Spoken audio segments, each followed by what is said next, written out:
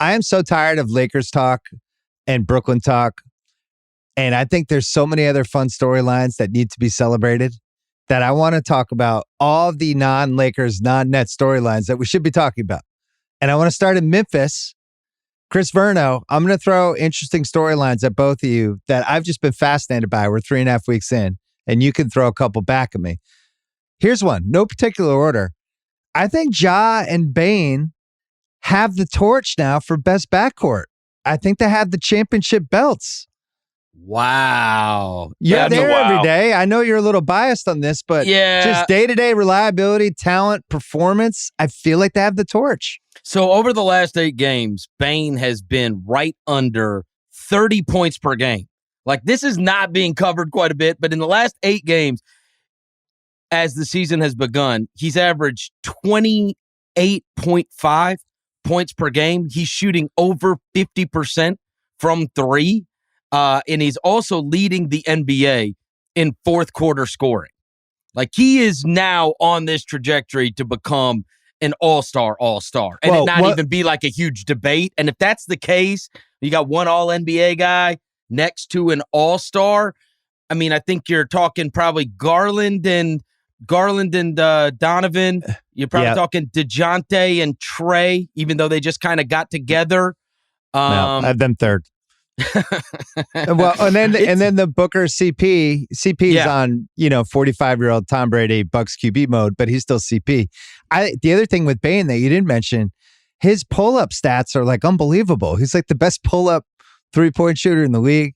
He's a monster on D. House, you recoiled when I threw the best backcourt thing out there, but it's actually, if we're just going performance right now, age, all the things you'd want, I think they've passed Booker and CP3, and we don't have to talk about the Warriors guys yet. See, I recoiled because I was sure that this was a backhanded way for you to get to Tatum and Brown, that we were going to put Tatum and Brown in a backcourt, and we were going to have to start talking about the mother effing Celtics in the first 5 minutes of this podcast.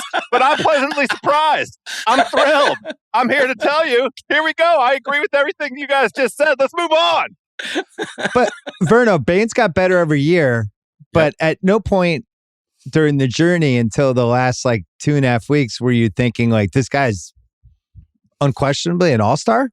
It kind of started with the Minnesota series last year.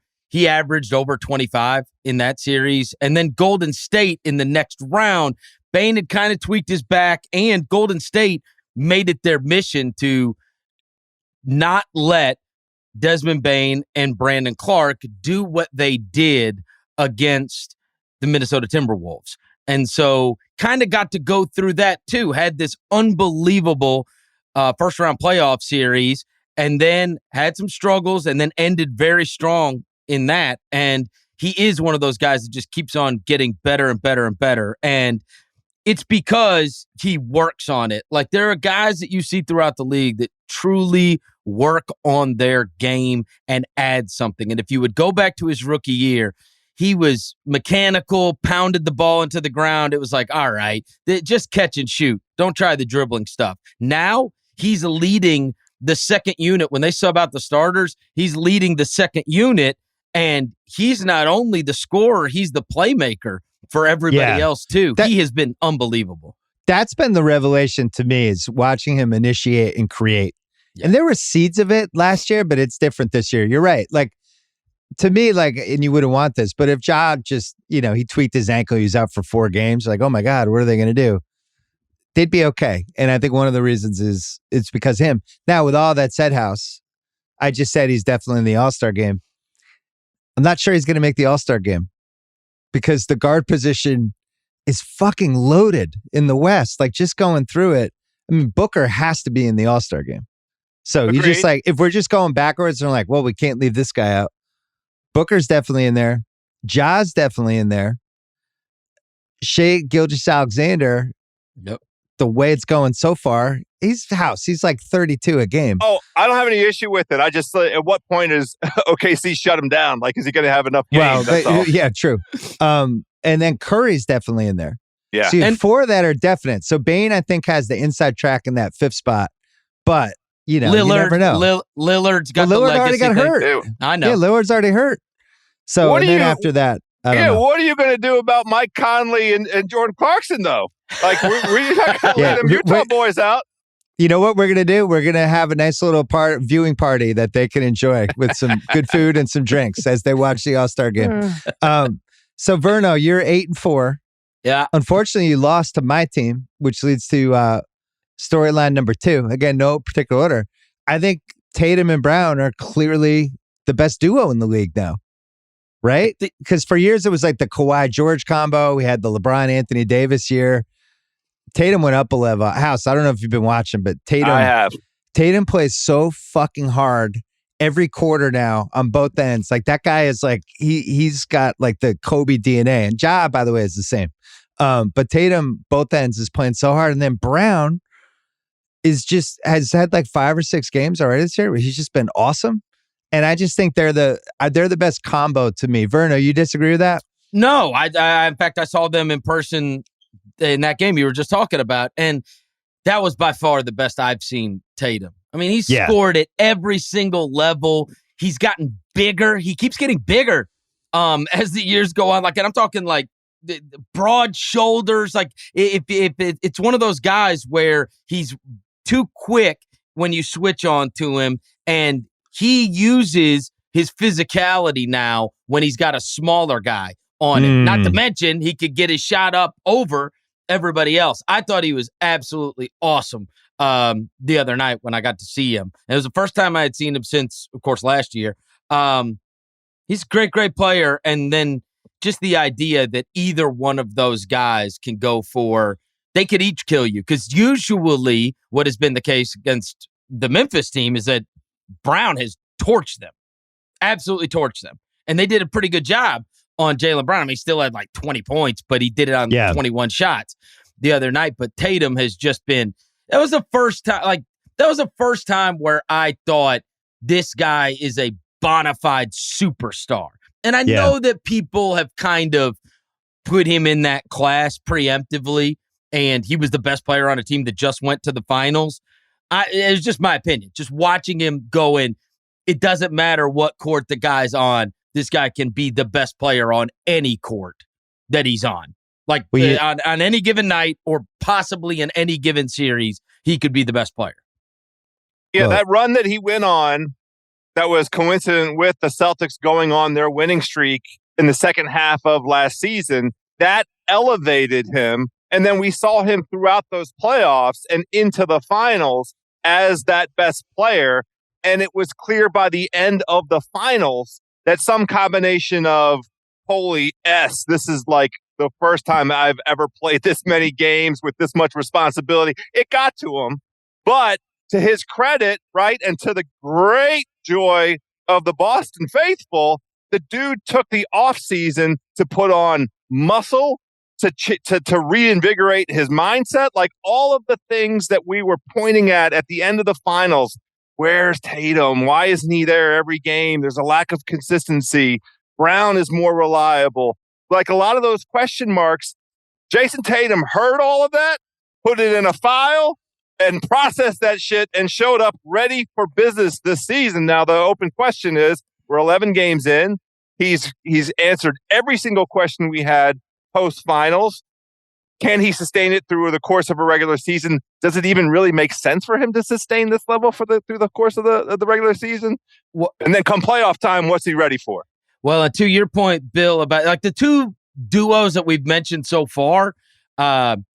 So Tatum's averaging 31 a game and Brown's averaging 25 a game. And this is just scoring. They both obviously have great numbers in the other categories. Morant is averaging a tick under 29 a game, and Bane is averaging 25 a game. So, I mean, those are the two best tandems so far statistically in the league. And it's not close. I remember being in Boston with House as House just disparaged Tatum, wondered what happened to him. He doesn't get it. He deserved it. He is a paper superstar. We remember all your comments, House. But to your point, I do think he had to go through it. And I've heard all the great players have talked about this. You need that one, either playoffs or series, whatever it is, where you get the kick in the nuts, or you look in the mirror and you're like, I'm just not good enough yet, or what happened? Why did I lose energy? Why did they figure out this one thing about my game and I had no answer?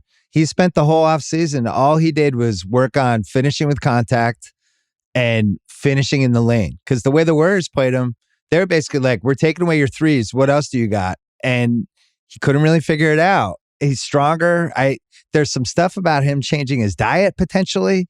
And just like kind of moving into that, like that Kobe mindset, that like LeBron's second year in Miami mindset, where just something feels different. And I'm not saying he's going to be as great as those guys, but he passed this check mark that I felt like as a Boston fan, I'm like, I hope he gets it. Like even Vernon, when he went to Draymond's wedding, I was like, oh shit, does this guy get it? I'm not positive, but now I think he gets it. Still a young guy. I mean, look, there was I don't know if you remember this. I'm sure there's a million things that have happened on your pods that you forget that other people remember. But years ago, you had gotten this email from this guy, and it wasn't even a guy that was in the country. And he sent you this email about guys that were 27 years old or older. And he ran down everybody that was the best player on a title team. And I mean, we're talking Jordan and LeBron, and I mean, all the great players, okay?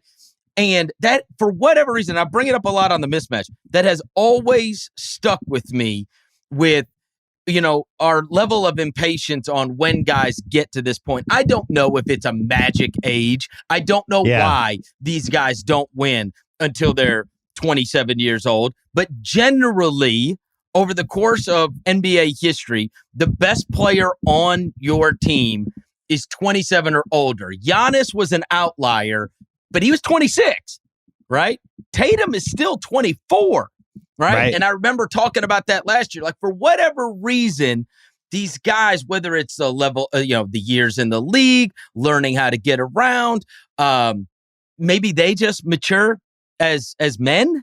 It's like a video game. You just go up. Yeah, you solve one level, then you get to the next one, but there's like 12 levels. And we expect these guys to win and be like, if they don't make it to the finals, or they're not the best player in the finals, it's like, well, geez, why aren't they winning yet? But the truth is, over the course of time, what we've learned is that these guys, even the best of the best, like, people don't when you think about, like, how old was LeBron when he won? How old was Jordan when he won? Like, these guys are 27 or older. Yeah, or like 7, 8, 9 years in the league. Crazy. House, do you think this is a weird question, but if they win last year, does what we've seen from Tatum these first 12 games happen in the same way? Probably not, right? You almost need like the pain of getting your teeth kicked in. Because there's a world where Curry just sucks in the fourth quarter of game 4 and misses some threes. Boston probably wins the title if that happens, even though I don't feel like they were ready to win the title. But Curry goes up a level, and then the series shifts. You know that I'm a glass half full kind of guy. I think that Tatum would have heard all of that criticism and taken it on. Now, I do think that there also is an element of the unexpected uncertainty that was dropped into Boston's lap this offseason through the combination of what happened with their head coach, and also maybe a little bit predictable that Williams was going to be out. But both of those things create an urgency, right? If you think you're the best player on the team, then you have a responsibility to carry the team through, this unexpected distress. And that's something that he also seems up to the task. So here we are. I mean, of course, we're doing 10 minutes on the effing Celtics. No, we're done. We're done. I knew it. No, listen. I think Vernon sees this. Vernon sees this with Ja. We're seeing this with Donovan Mitchell in Cleveland. We figured we were going to fill up this time, House. We're not going to talk about the friggin' Wizards. Yeah. You know what I mean? Right. Like, we can't talk about your team, so can we talk about ours? Well, let's talk about some real surprises. It's not that surprising that the team that was in the finals last year is good and that their two best players are good. Let's talk about some real surprises, goddammit. All right, I'll give you a fun one. Miami might be dead. Oh, what? Come on. Dead? What are you talking about? That run might be done. The 2020 finals, almost making the finals last year. Have you watched them? Like they play zone half the time. This is like a put duct tape and scotch tape and thumbtacks, and they're trying to piece together these games with an older team. They have no bench. And I've never seen a decent team play zone like this. Like the 4 and 7, it's like, oh, we're going to turn it on. Well, what happens when Butler like pulls his abductor muscle and he's out 12 games? They don't have a lot of options for the regular season. I think they're going to be a play-in team. If you're a play-in team and you're older and you don't have a deep bench, I think that, and the East, how fucking loaded it is, I would be fucking terrified if I was a Miami fan right now. I think the run might be over. No, this is a team that has won already. They've got pieces in order to make a move if they want to make a move. What pieces? What move? What pieces? Well, what are the pieces? Look, they got expired contract. Like they can move. Duncan Robinson can be moved. Everybody wants shooting. Yeah, everybody wants shooting.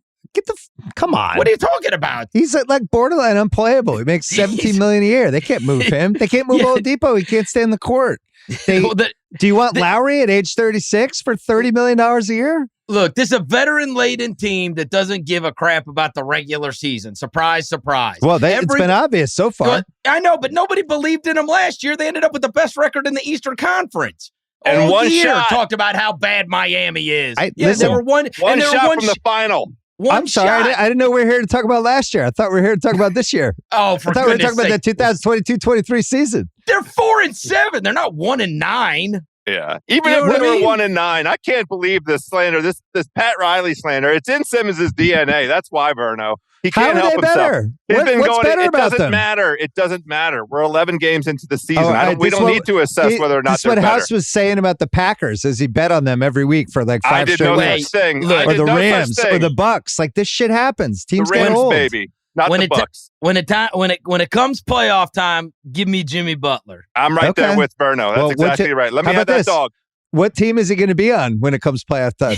He's going to be on the Miami Heat. Come on.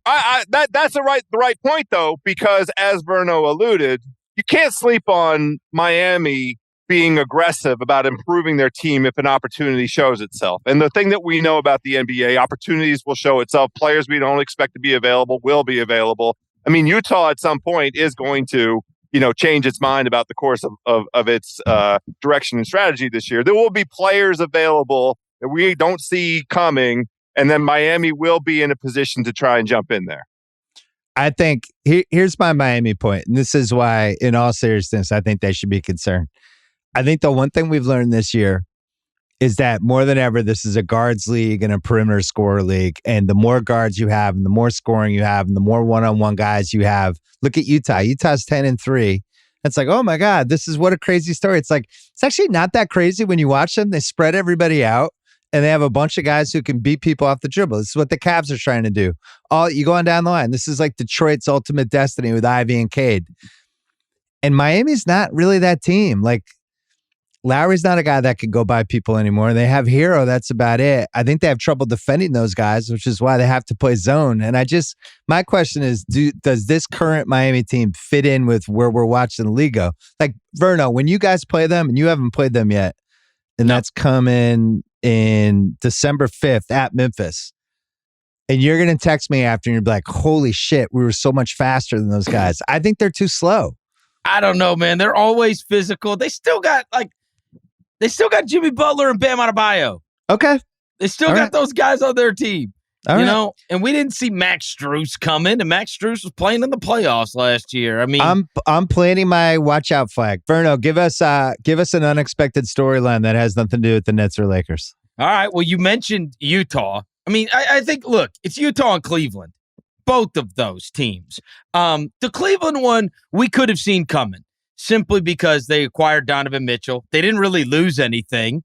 The team was sensational last year until they got the injury bug. They lost Rubio, they lost Mobley, they lost Allen, but that team was defending at a very high level, and they were competing for a home court advantage spot. They were in like 5th place before they started getting ravaged by injury. So the idea that those guys would add Donovan Mitchell to their mix and really not lose anything of significance, Lauri Markkanen notwithstanding, them being good is a good story, but we probably could have seen it coming. I think it's just that it's worked so well so fast can we talk about them first and then we'll go to Utah? Because I think you're right with that.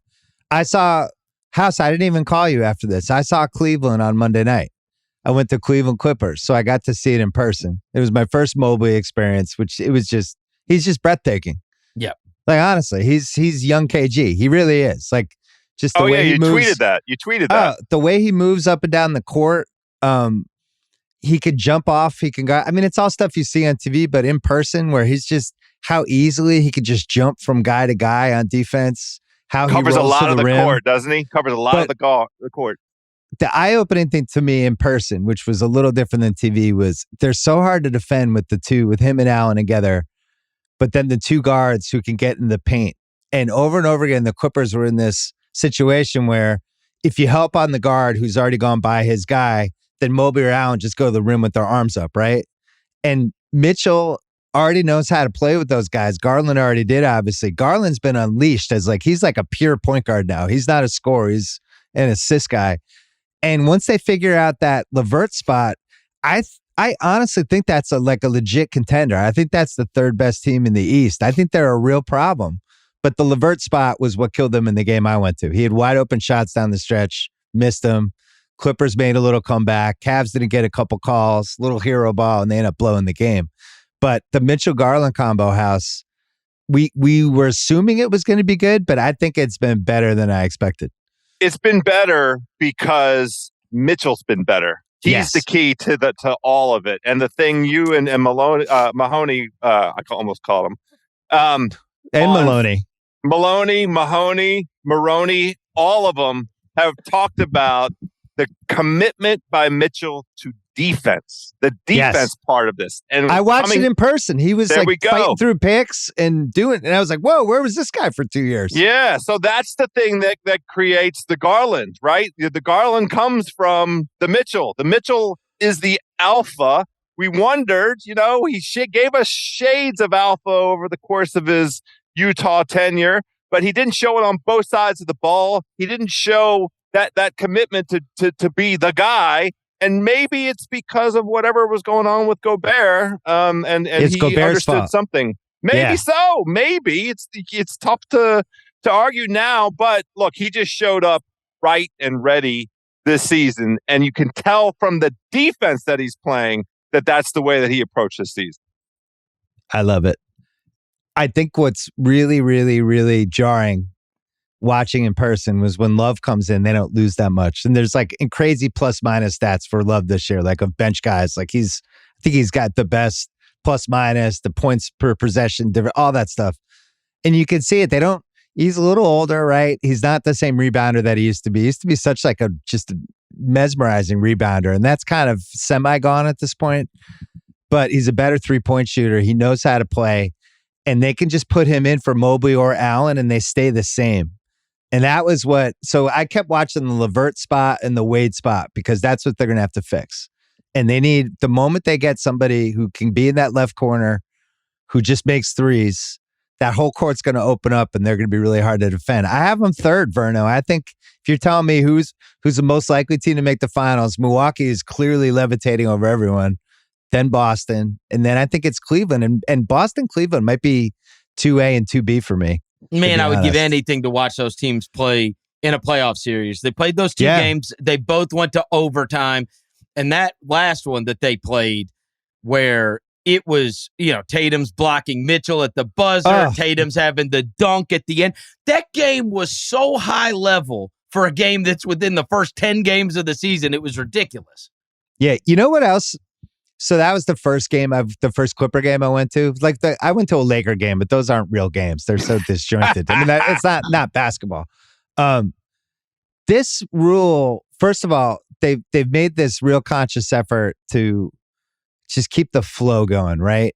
But that just taking away that fast break rule where you could foul somebody in the fast break has made just a dramatic impact. This game I went to, that Cavs Clipper game, the first quarter was 19 minutes. It started at 7:37. Yep. And all of a sudden, the first quarter was ending, and I was with a friend of mine, and I was with Wesley, and I was like, "What time is it?" And then we look, and it was like 7:56, and we're like, "What the fuck just happened?" He said, "It's not even 8:00 yet. It's the second quarter." But these games, and I know you guys have seen this too, with some of the Cavs Boston game was another one.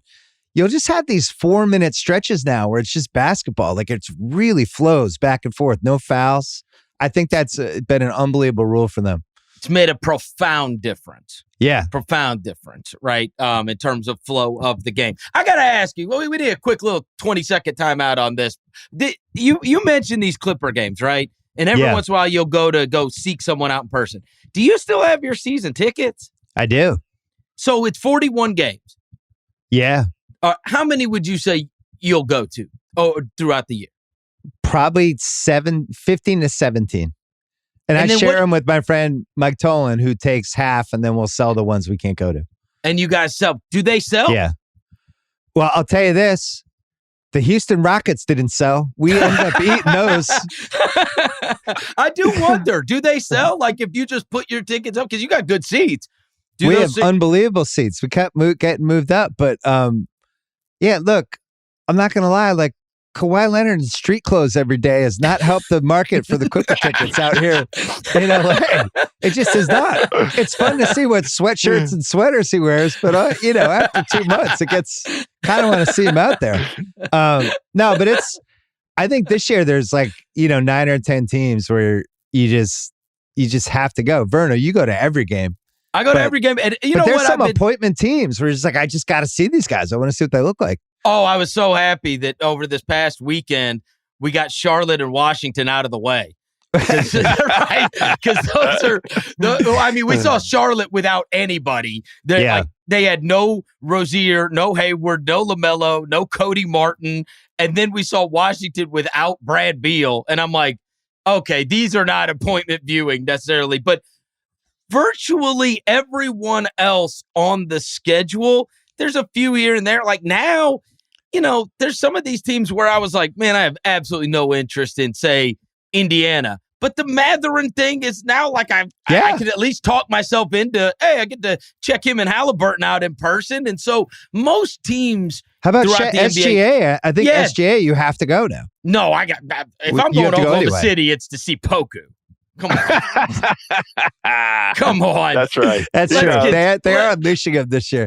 No, but even when Paolo's coming to town, I'm fucking seeing him. 100%. That guy's like a fully formed scorer already. He's, what is he, 19? He's put up 23 a game.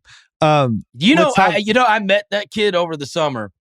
I had went and the two twins that are in Overtime Elite, Azur and Amen Thompson. And I went and saw them at a workout. And Paolo walked in because he's represented by Mike Miller, who lives in Memphis. And you don't realize the size of that guy. I mean, he is enormous. It's like Giannis-y. He's not like the strong, but I mean, when he fills out and he starts putting on the muscle, he's going to be unstoppable. He's already had a couple of 30s in the first couple of weeks of the season. Great footwork too. Oh my God. What a freak. Truly. House, your team always just drafts either 9th, 10th, or 11th, so you're never going to get a chance to get a guy like that. But I went the other night to watch Johnny Davis and didn't get to see him. Yeah, well, is that true? If you want to watch Johnny Davis, you got to get some G League tickets. That's the best place to see Johnny Davis. What G League team did he end up with? Let's do the Utah conversation. The Go-Go. That's our team. Utah's your kind of team, House. Well, ball movement, guards, an old point guard, weird pieces. This is your kind of NBA. Well, I really like especially the Will Hardy thing. The underrated story over the summer, speaking of discontent in Boston, was Utah stealing Will Hardy out from under Boston's nose, right? Who is the one person whining about it with a podcast? This guy right here, me. I was trying to tell people, Jesus, this guy was basically a co-coach for us last year. He was all over the place. Anyway. Yep, lead assistant for Ime, and nobody gets a higher, more glowing review than Will Hardy from Pop. And if you're getting those kind of kudos from Pop, he's got something going on. It's clear that he's got the temperament and demeanor, and maybe it's. I liken this a bit to Brad Stevens, although Hardy seems even more relatable to the players than Stevens. He's 34 years old. He played, guard Division III Williams, but whatever. He's got a basketball intellect, and he's connecting with these guys in a way that immediately. It's so funny. The stories you look at, they're like, we read all of the news reports before the season started about us tanking, and we said fuck that. And I have to. I'm not prepared to do it yet, but Lauri Markkanen, who I've been calling the Finnish Bargnani for, ever since he's been in the league, he's an all-star. He's absolutely, been unleashed. And who knew that this version of Lauri Markkanen existed? Well, Will Hardy tapped right into it. And you mentioned earlier the sort of direction of the league and the assets they possess in terms of the guard play. Mike Conley is going to be on a different team over the course of this season. I'm not sure what team is going to be. Maybe not. I mean, they might go the other way and trade for somebody. They're 10-3. Like, they can't tank. First team to 10. First team to 10. I tell you this, what is stunning when you watch them is the fact that they're all thrown together. It's this like island of misfit toys. Everybody has a reason to have a chip on their shoulder. They've either been screwed over or discarded. So Mike Conley signed up to be part of a team that's taking a run at a championship. Next thing you know is he's with this lot of guys. Nickeil Alexander-Walker, discarded. Jordan Clarkson, Colin Sexton, Malik Beasley, Lauri Markkanen, Talen Horton-Tucker, Vanderbilt, Olynyk, on down the line. Even Walker Kessler was drafted by somebody else and then moved, right? There's no homegrown guys. They've never played together before. They're all thrown together. They've all got this, play for the greater good. The crazy thing to me is that you threw this group together and they're all good players, but they make each other so much better. This team routinely has 30 assists in a game. Do you know how hard that is to get guys to share the ball like that every single night? And the clutch stuff too has been jarring with them. They win these games in the last 4 minutes because they play better with each other than the other team plays with their team. And that's how they won over and over again. They beat your team twice. You've got to see them, right? I know. And what was crazy is they end up just popping the ball around. They pass up good shot for great shot all the time. And they got guys that can knock them down, right? Like you swing to the corner, now you're chasing your tail because they throw it to Olynyk because they're out 5 out, and he just throws it over to the wing to Malik Beasley, bang, he can knock it down. And then they got guys that can drive to the basket and kick. I was ready to be like, this is early flash in the pan type stuff.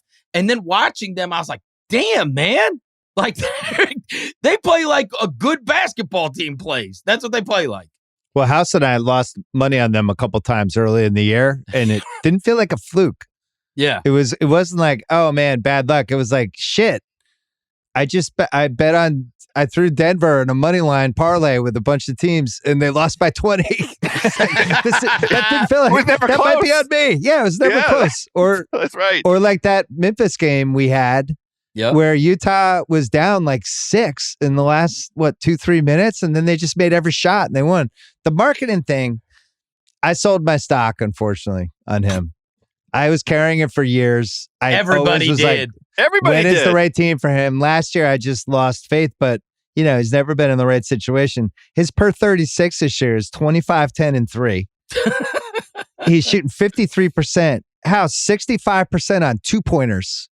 This year, that's like Rudy Gobert, where you're just dunks and layups, but it's not. He's making tough fucking shots. He looks a little Dirkish, and there's some stats that might say, all right, this guy might be hot. The league's going to figure out things to throw at them, but at the very least, with him and then with Sexton, who Will Hardy looks at and goes, "You're not playing 36 minutes a night for us. You're just not. I'll give you 7 minutes a half." And then maybe a little more if you're feeling it, but you're going to play between 15 and 26 minutes a game. And that'll be up to you how long you're in. And Sexton's good. He's like a good heat check guy. I would have wanted him 36 minutes a night. But on down the line with all the picks they have, Verno, I don't know, man. I don't see them tanking. And I actually had this written down. I think it's going to be hard I think it's impossible for them to tank. I think it's going to be hard for OKC to tank with SGA playing like this. It's never impossible to tank. They'll figure it out. Well, you just got to trade a bunch of guys. That's what they would do. I mean, and that may be, again, you don't know the way this stuff's going to go, but Danny may look at it and say, this is the absolute best case scenario that I've got all these guys who are all like 8-man rotation guys, but none of them are near. They're probably none of them are the third best player on an amazing team, right? No. And so I'm going to take these guys, and all these teams that are trying to win right now, they all have value. So I can now I can get a first rounder for friggin' Lauri Markkanen, and I can get a first rounder for this guy. I'm not trading. I'm not giving away Lauri Markkanen. I actually think. Oh, I know. I think he's a piece. I want to keep him. Yeah, I think. Just looking at like big picture, like how I look at the West, and it's like I like your team, right? Well, I was thinking about this too, though. Right? We talk about this tanking stuff all the time, and you know that somebody like Houston, they're going to have a million losses. Like you're not going to have more Charlotte, losses than them. We know that team. It's going to be Charlotte, Houston. There's going to be a couple. Even if you have the absolute worst, absolute worst record, there's an 86% chance that you don't get that number one pick. Right. And I know that there's Scoot, and I know there's Amen Thompson, and I know this is a good draft, right? At the top. Okay. But the one guy is the guy that you would people can say, well, you could still get Scoot Henderson, but you're not just sacrificing an entire season for the chance that you might get the second draft pick, because you might get the third, you might get the fourth. But when you have an 86% chance of not getting the number one pick, I do think it recalibrates how you think about even a team like Utah this year. Because, you look and the Pelicans didn't have the worst record. They ended up with Zion. Memphis didn't have the worst record. Their whole franchise changed because they got Ja Morant. I mean, one of the worst records was the New York Knicks. They ended up with RJ Barrett. Well, part of the problem is Utah's the 1 seed right now. It's pretty hard to tank when you're the 1 seed. Oh, I know, and we're hurtling towards a quarter of the way through the season. But you go through the West House. I trust that Denver will be there. They're already 8-3. Remember, it's like, oh, what's wrong with Denver? Well, they're fine. They're 8-3. Phoenix is 8-3, and me, and Russillo argued about their over/under, and Russillo was adamant, like they're not going to be 12 games worse than last year. Stop it. He looks like he might be right, although Cam Johnson got hurt. Yeah, I like Verno's team, Memphis. That's 3. Then it's just like, I don't know. Do I trust Dallas when Luka has the ball 87% of the time?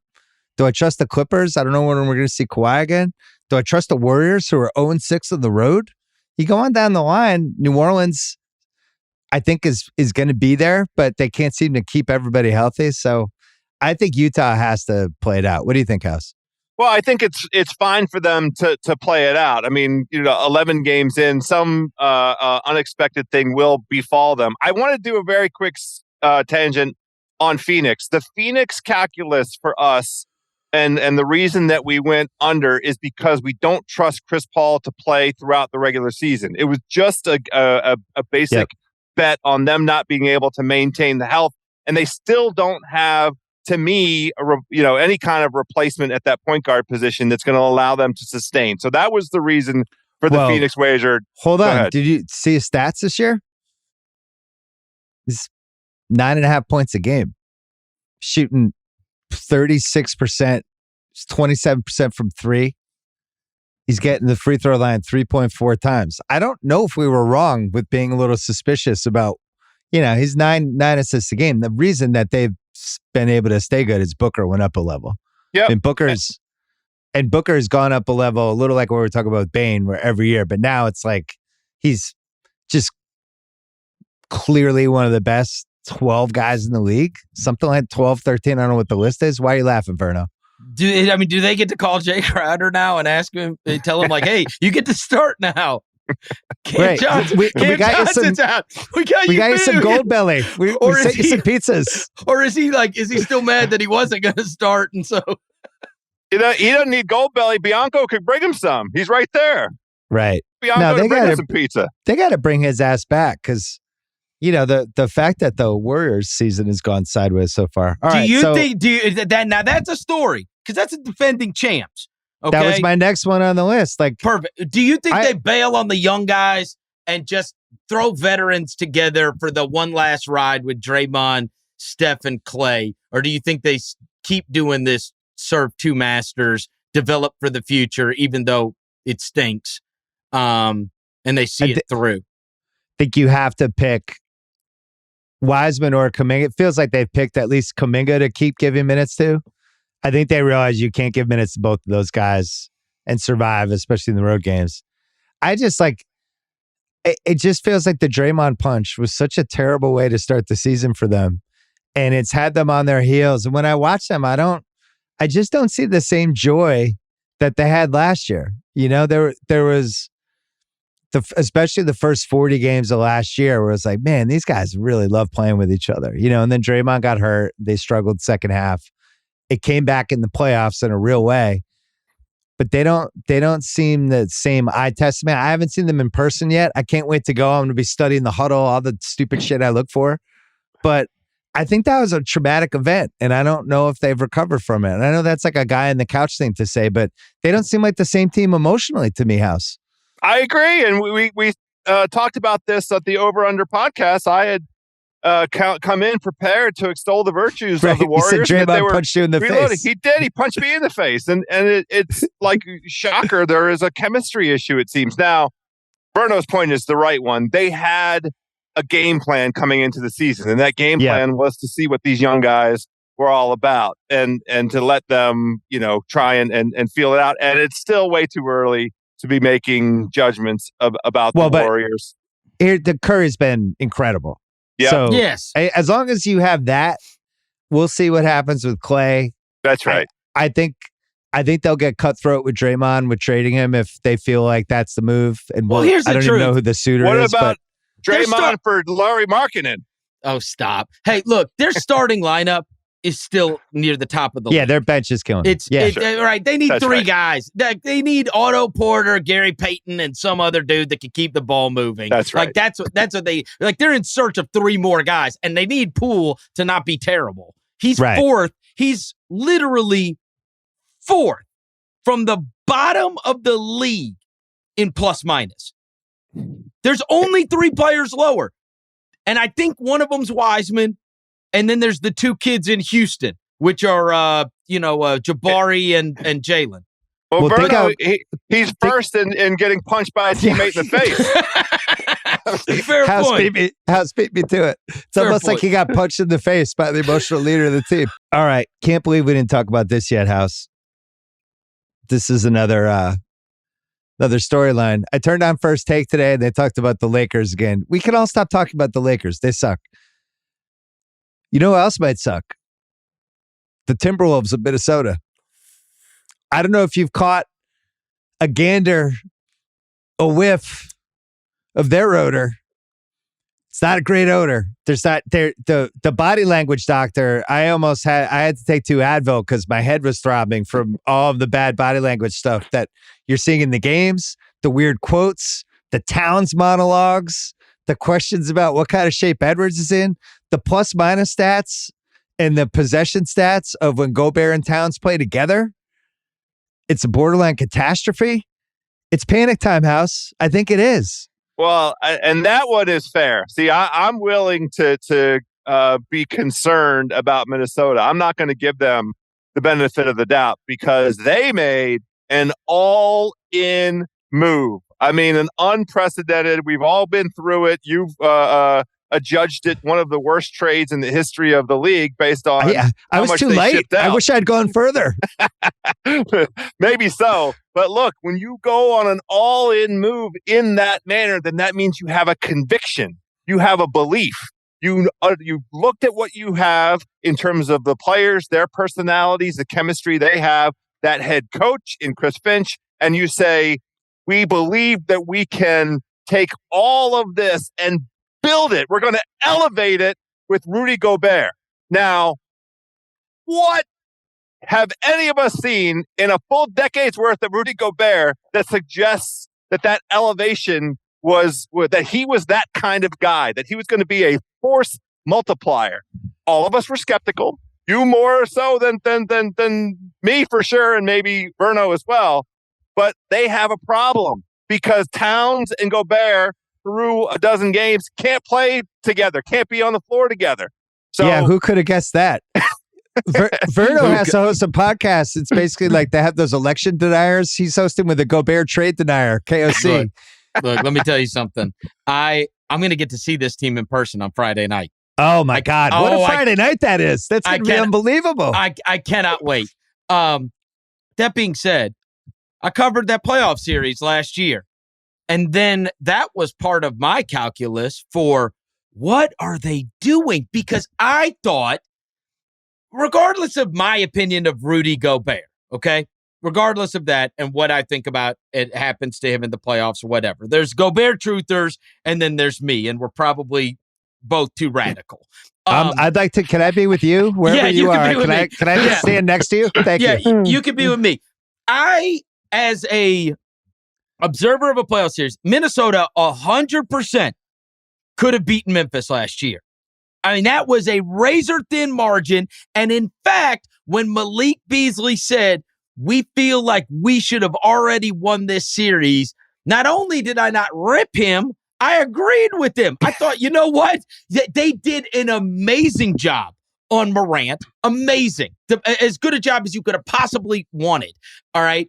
They had a good combination of star players and grinders, right? The role players and the stars, and kind of everybody had a pecking order, and they had a couple bad Towns games, and the refs really took over that series. But the truth was, couple bad Towns games. I know, Jesus. But a team that was your analysis of the Towns games. A couple bad ones. It was one of the worst performances by anyone. It was a perfect example, though, a perfect example of the problems that they provide other teams with having Towns as a guy that can come down and stand at the top of the key and shoot threes. He played, they could not play Steven Adams, right? Who was one of the most effective players on the entire Memphis team. And if you play a center, he drives past you. If you play a smaller guy, he will every once in a while, he'll take you down to the block. And now you've got another center down there, he's now just Sam Perkins, just going from 3-point line to 3-point line, right? He's guarding fours and he's playing against fours. Yeah, you've removed the thing that made him special, which was he was a mismatch. And the most important thing is that you didn't even need him to be that good, because with him out of the way and you having to honor him because he shoots a high enough percentage, the whole damn thing was open for Edwards, who is the best player on the team. How about this? They traded for the wrong fucking guy in Utah. Nah. I mean, just make the same trade and just get Mitchell back instead of Gobert, and you're probably better. I just think you look at them and you go, every move that I would make would be with Anthony Edwards in mind. And I get it. He's young, he's immature, whatever else. But how does this fit with Anthony Edwards? Well, they sped up the timetable on him, and they made it seem like he's on like the Tatum right now, where we were talking about how Tatum's going to be 25. He's moving into Edwards he's a pup. He just got into the league. Like you're getting this adult all NBA center who's a fully finished veteran. He's never going to be better than he is. And it's like, basically they were like, we're a contender for years to come. It's like, well, Edwards has a lot of check marks to go through before we get that. And then the Towns thing, I don't know. Look, Towns is still awesome, and Edwards is still awesome, and this is all getting tricked. It reminds me of years ago where everybody got sour on Tatum and Brown because they were playing with Kyrie. Not everybody, just morons. They did. No, Yeah, you're wrong. They did. No, yeah, they just did. people that didn't watch the Celtics all the time. You tried to trade Tatum for Brad Beal. Stop. What? Everybody bailed on them. Yes, they did. Yes, they did. I wanted them to have a point guard. I was like, I'm not making a decision on this until they have a point guard. Kyrie tricked everybody into thinking those guys weren't as good. And, well, we're not talking about Kyrie. And now... should Utah have just traded for Donovan Mitchell? Would that have made this all easier? They just could have given D'Angelo Russell. They could have thrown whoever kept Vanderbilt, just put Vanderbilt in all the Gobert minutes. Aren't they better off? Man, I don't know about that part, and you know, I don't know if there's enough balls to go around. You would get this version of Donovan Mitchell that we're seeing in Cleveland. Like, there's a clear role for him in Cleveland. It makes a ton of sense. I don't know. Yeah, if we good point. got this version of him in Minnesota, but you know, the thing, if you want to be glass half full about it, you give Chris Finch a little more time. You say it was a difficult chemistry experiment. I mean, look who's leading the team in PER. None other than Rudy Gobert, #1 on the team in PER. So there are some efficiencies like those advanced. Did House just drop PER on us? Oh my God! What just happened? If you want to be glass half full, you say let them navigate. And the more interesting thing is, what team will Russell be playing on next? That's the question. Vernon made the key point. If you're doing and this is what Russillo and I said when we were in shock at how dumb this trade was when it happened. If you're doing this trade, this is like the final piece. This is like the Clippers saying, you know what? We're going to have Kawhi and Paul George together. We're going to win the title or come close with these two guys. For everything they gave up, it still was, I had like real questions. It's like, wait, can Gobert and Towns play together? Is Edwards going to be ready? Who are going to be your glue guys now? You just threw all of them in this trade. What is your team going to look like? Wait, don't you still have D'Angelo Russell? It left us with 9 more questions, and watching them before the season, there was this huge piece, I think it was in The Athletic, this big victory lap about the Gobert trade. Here's how it all came together. It was like they were talking about like the Normandy invasion. It's like, can we see these guys play together well for 10 minutes? Can just be before you're all like popping the champagne on what a brilliant trade this was. And I watched those two guys together and they don't make sense to me. They don't make sense for how basketball's played in 2022. They don't make sense for just how they complement one another. And as Vernon said, they've removed Towns' most important advantage, which was his mismatch potential. He's no longer a mismatch. So what the fuck was the point of the trade? That's my rant. They also, I mean, look, their starting lineup was devastating last year. It was. Like, they had great numbers. Like, it was good. Now, you might say, well, was it championship good? But I don't know. I mean, the winner of that, they would have given Golden State some problems, for sure. Golden State didn't have anybody that could deal with Edwards. They didn't have anybody that could deal with him. Go ahead. Can I ask you this question? Yeah. They don't have their pick this year. They're closer to the bottom than the top. I'll just say that. They're 5-7. Rockets are 2-10. I think the Lakers and the Rockets are going to be the 2 worst teams in the West, but that number 3 spot's up for grabs. I would officially be focused on this if I was a Minnesota fan. It's like, wait a second. We're not going to be like the 8th worst team in the league and then all of a sudden be that team that jumps up and now we lost Wembanyama. There's some teams there's some fan bases whose sphincters during that lottery. Like, can you imagine being a Laker fan during that lottery? How tight your sphincter is going to be? Being like, please, God, no. Please.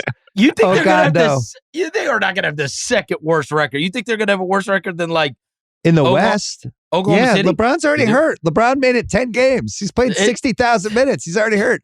Davis is checked out and then some. He looks like he's trying to play where he doesn't have to bump into anybody during the game.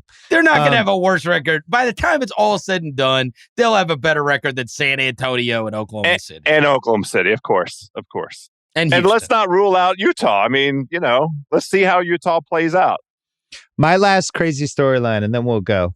The Luka, just the numbers, the usage stats, the eye test of how they're using him, where it's like they they looked at all the Harden Houston stuff and they're like, what? Hold my beer. Watch this. And he's 35 a game and he's 28% from three. Like if you just gave him one more 3 out of 10 a game, he'd be at like 37, 38 a game. He's kind of circling around the highest points per game total we've seen since Jordan. I remember, House, we talked about this in one of the over-under pods about the scoring title. And I think Luka was the guy we were looking at. And I think the odds were like half decent. But right now he's 35, 8, and 8. He's absolutely magnificent to watch night to night. But it's the same issues down the stretch. He's doing everything. He's taking these fall away 28-footers. They're 6-4.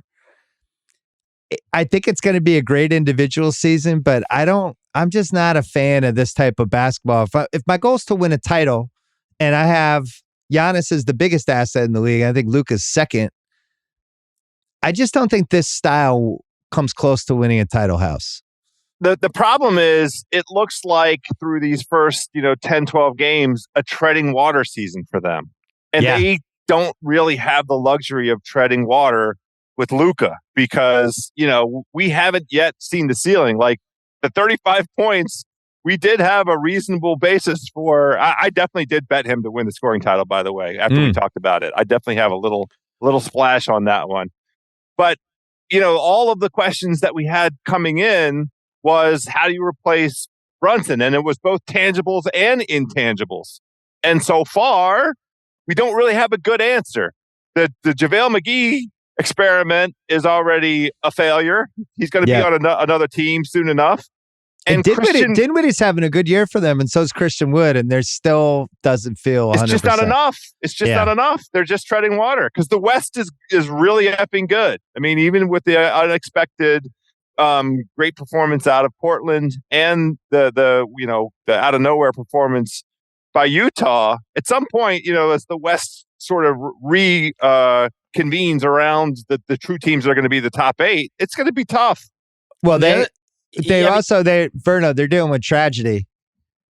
They have to play, they're playing this season with heavy hearts after the deaths of Reggie Bullock and Tim Hardaway Jr. Oh, come on. Come on. Their zombies are playing in their place, but it's hard. You're playing with zombies. You're wondering what happened to the human beings. It's strange. Here's the crazy thing is he's averaging 35, 8, and 8. Like, he might be happy. He might be happy. Like, you know what I mean? He gets the ball every damn play. He has the ball every time they go down the court. He's averaging 35, 8, and 8. They win some games. And the truth is, like, I was thinking about this the other day. I have no idea how Luka feels about anything. Like, Right. Have we ever had someone that's that big a deal? I mean, maybe Jokic. Because I don't really know what Jokic feels about anything. You know what I'm saying? Like these guys. But at least he has cool brothers that were hey, Jokic's brothers. He's got something. Yeah, right. But there's like never a headline. There's never a, here's what he said about this. Like, it's bizarre. It's like he just really plays basketball and then just goes about his business. And you kind of know the way they play. And he's got these crazy numbers. But I have no idea his level of content going on with it. I don't even know if he ever speaks. I'm sure I could go seek it out, but I just never am aware of it. Like he's not on social media really, like not saying anything. And even when you hear an interview, it's like not much was really said. So like I don't know how he would feel about it anyway. He might be fine. Averaging 35, 8, and 8. We know he likes sweet tea. And we know used to. And we know he was listening to Migos since 2010, even though they formed in 2013. Oh, no, that was LeBron. Did you ever feel like James Harden was unhappy averaging 1 million points and assists and everything else in Houston? Super happy. No. Yeah, that's the guy that is happy. Everybody else should be the one that's pissed off. Like, bro, I touch the ball like once an hour. Well, as I said earlier, like it actually feels like this season could get better because he's 35 a game, but he's really shooting threes terribly. Like he's shooting threes at like a Russell Westbrook level. And if that gets hot for a month, he could have a month where he averages like 40 a game. I hope everybody keeps that same energy when his team is middle of the pack team, but he's got these freaky numbers. Well, look, they're 6-4. 60% wins is 49. I mean, 60% is 49 wins. 49-50 wins. That feels right to me. That's I think right around their over under for the season. I mean, then that puts them in the middle of the pack of the West. We're going to go, but before we do, as always, it's a tradition. When we have House on in November, he gets 40 seconds to talk about the Washington Wizards, which is probably 20 seconds more than they deserve. Oh, I don't need 40 seconds on the Wizards. We're going to have a new owner of the football team here in Washington. It's a revelation. It's been an absolute. I've been so quiet about it. I've really tried to maintain my enthusiasm, but my God, I can taste it. You can feel from all of the corners the forces coming together and driving away the Lucifer that has sat with his red butt cheeks on top of our burgundy and gold franchise and flatulated all over. He's about to be gone. The stench is about to be gone. The team's coming back to Washington, D.C. Jeff Bezos is going to write an $8 billion check, and we are going to have football again in the nation's capital. Oh, I'm so happy. Wait, does everybody there think it's going to be Bezos? I don't know what anybody thinks. No. It's still early days. That's what I think. I think who can write a big check. That's what I think. I think it's going to be the Red Sox owners. That's why they just sold that soccer team? I think they've wanted to get in football for a while. Oh. And I thought that Liverpool thing was very suspicious, the timing of that. Because they need to make a shitload of money from Liverpool to put toward. Though, what is Washington going to go for? Like $6 billion, $7 billion? He asked for $7 billion, and that price somebody's going to pay that. Somebody's going to pay it, of course, and then you have to add on an extra $1.5 billion to rebuild the stadium at RFK, which is the thing that will deliver that new owner the fandom from 100-mile radius. Everybody will be in love immediately with the new owner if they put the team back in the stadium at that site. Can I give you, Vernon, my favorite Wizards stat? Please. In this league of guards and three-point shooting, the Wiz are at 30.6% as a team with three-point shooting this year. They make less than 9 a game. And if you go through their stats, everybody's bad. Will Barton leads the team right now with 350 from three-point land. The Wizards, to me, are like we have the do not bet list.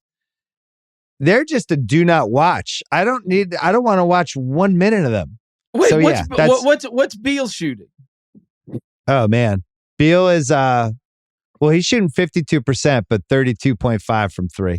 He can't stay on the floor. It's the same old thing. He's so happy. Beta Beal found his place. His whole career, he's so happy. Beta Beal, he got a gigantic check, an outsized check. They should have walked in, a 10-foot by 12-foot check for the man with all of the bells and whistles that they gave him. I mean, he's a unicorn in the league. The only guy under this collective bargaining regime that hit the bare minimum of the metrics to be eligible for that contract. They gave the whole thing to him. I Not even a top 20 player in the league. Look, they were in Memphis last weekend. I went to the game, and like from the second quarter to the beginning of the fourth quarter, I was shopping for basketball cards on eBay. Sure, I wasn't even. I mean, what do That's I right. care? That sounds way more fun than the Wizards. I do enjoy going to the games, though. I went to the first 2 games. I enjoyed both of it. But very calm. You don't, you can go have a nice thing to eat. You come watch the other team. Sit right by the other team. So I have a nice time going to those games. That's a guy that got free tickets. He talked about how enjoyable it was to go to the game. Shut up. You got some free tickets. There's your ad for the Washington Wizards. Corey Kispert and Dino Avdija have played a combined 39.5 minutes a game, and they're shooting 35%. Johnny Davis has played 30 minutes total, your lottery pick. Not my lottery pick. Just a bust, right? Is he just a bust? It's hard to say, but, right. I wasn't been no very good buzz encouraged. at all. Oh, we got this guard from the Big Ten who's supposed to be, oh my God, seriously. All right, we got to go. All right, Verno, we can hear you in the mismatch. House, here at the Ringer Gambling Show tomorrow. Wait, I don't even get the impression. I figured I was having to come on here so you could make fun. I don't know if I could do that again. I don't know where that came from. It was really good. It was one of my best impersonations I've ever done. I just did it. I ad-libbed it. And that was it. I was just feeling it. I'm going to spring it some other time. Master of your craft.